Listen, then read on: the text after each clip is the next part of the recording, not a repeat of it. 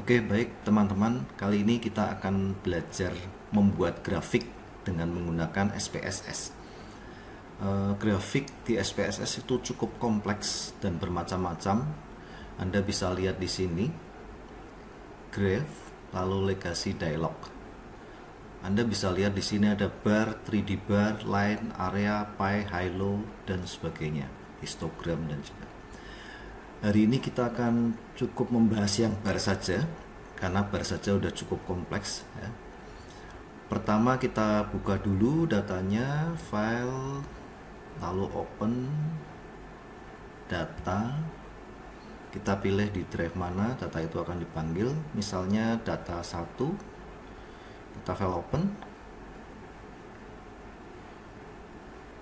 Oke, ini datanya ya. Kita akan mencoba mengolah data ini menjadi sebuah grafik. Di sini ada 3 variabel, yaitu nilai Fox Pro, lalu nilai statistik, dan nilai kalkulus. Kita coba yang pertama, graph, lalu legacy dialog, lalu bar. Ya, ini Anda lihat di sini ada 3 macam grafik bar, yaitu grafik bar yang simple, grafik bar yang berbentuk cluster itu jejer seperti ini, dan grafik bar yang bentuk stack itu bertumpuk. Ini icon-iconnya sudah menunjukkan seperti apa tampilannya nanti ya. Lalu untuk grafik simple sendiri, ini di bawah masih ada data in charts R ya. Jadi grafik simple masih terbagi lagi menjadi 3, yaitu summaries for group of cases, summaries of spirit variables, sama values of individual cases. Nah, ini kita akan bahas yang simple dulu, lalu yang 3-3-nya ini. Oke, kita klik simple, lalu kita aktifkan yang summaries for group of cases. Kita klik define. Ya, di sini kita bisa memilih kita akan mempresentasikan grafik bar itu dalam bentuk apa. Di sini n of cases itu number of cases dalam bentuk jumlah. Lalu ini percent of cases ini dalam bentuk persentase. Ini cumulative number ya, jadi kumulatif ya.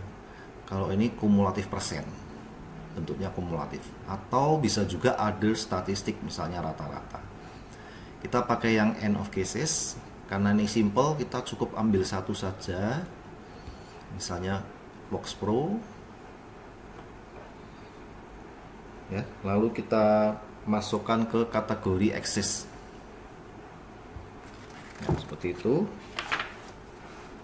Setelah itu kita bisa memberikan titles ya. Kita klik titles itu judul. Di sini ada 5 baris yang bisa diisi ya. Misalnya pertama, daftar nilai Fox Pro. Lalu line kedua misalnya kelas 5P51. Subtitle itu penjelasan grafik ya. Misalnya gambar 2.1 grafik nilai Fox Pro. Seperti ini. Nah, bawah keterangan lagi, misalnya mau diisi Stimik Pekalongan,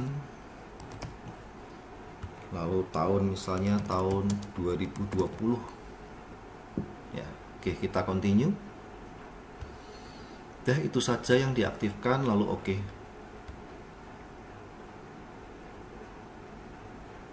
Ya, ini grafiknya seperti ini ya. Jadi sudah cukup bagus grafik dari SPSS ya. Ini grafik yang simple ya, yang paling sederhana. Jadi hanya satu variabel. Nah, sekarang analisisnya bagaimana? Ya, kita harus menganalisiskan grafik ini ke pembaca ya. Untuk analisa grafik itu bisa 2 model, satu nilai tertinggi, nilai terendah, dan satu dibacakan satu persatu. Misalnya seperti ini. Untuk nilai Fox Pro Untuk mahasiswa yang mendapatkan nilai Fox Pro 65 itu ada 1 orang. Lalu mahasiswa yang mendapatkan nilai Fox Pro 68 itu ada 2 orang. Lalu mahasiswa yang mendapatkan nilai 75 ada 1 orang. Itu analisanya seperti itu. Atau bisa juga pakai nilai max, nilai min ya. Misalnya nilai Fox Pro tertinggi ada pada nilai 68 seperti itu. Oke, itu grafik yang simple, lalu summaries of for group of cases. Oke, kita close. Bisa di saving. Ini bisa di saving sendiri ya, file save as. Anda lihat di sini untuk output itu extensionnya itu .spv. Nah, ini tinggal dikasih nama aja. Oke, lalu save gitu. Oke, kamu close kalau nggak numpuk dengan grafik yang lain. Oke, sekarang kita coba grafik yang kedua, yaitu simple yang spirit variable ya. Kita klik graph, lalu legacy dialog, lalu bar, pilih simple, lalu pilih yang summaries of spirit variables. Di sini penjelasannya spirit variables itu variabel secara terpisah ya. Jadi kita bisa menampilkan beberapa variabel sekaligus. Oke, kita klik define.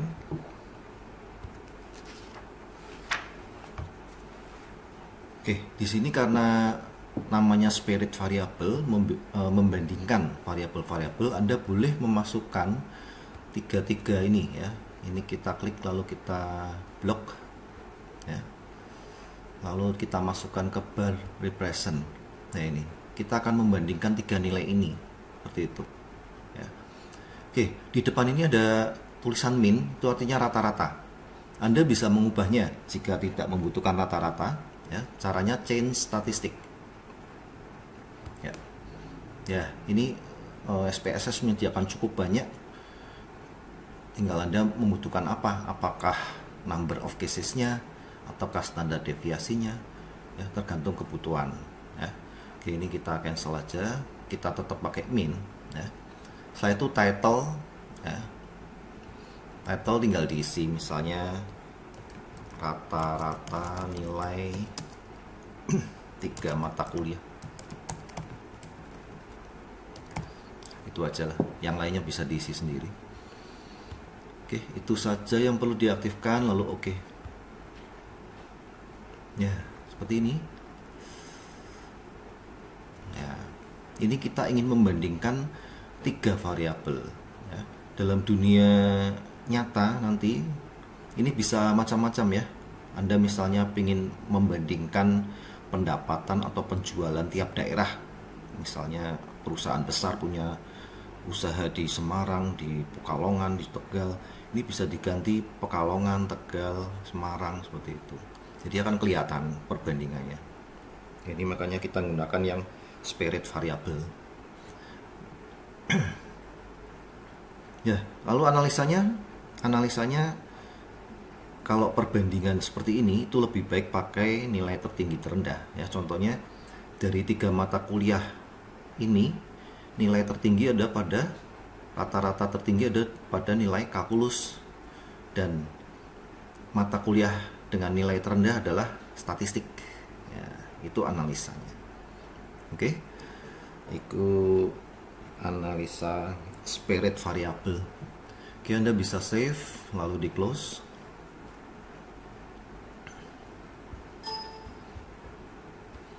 Oke, sekarang kita akan mencoba yang ketiga, yaitu individual cases. Kita klik grab, legacy dialog, lalu bar, pilih simple, lalu pilih values of individual cases.